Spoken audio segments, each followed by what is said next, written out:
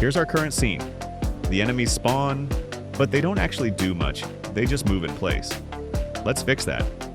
In Ask mode, I'll describe what I want, and GladeKit explains the best practices and approaches, how to handle detection, movement, and pursuit logic, so I can review the plan before anything changes. Looks good. Now I'll have GladeKit implemented in agent mode. It breaks the goal into concrete steps. It scans the project and reads the relevant scripts to understand how enemies are currently set up. Then it decides what it needs to change. It updates the relevant scripts, game objects, and behavior directly in the project.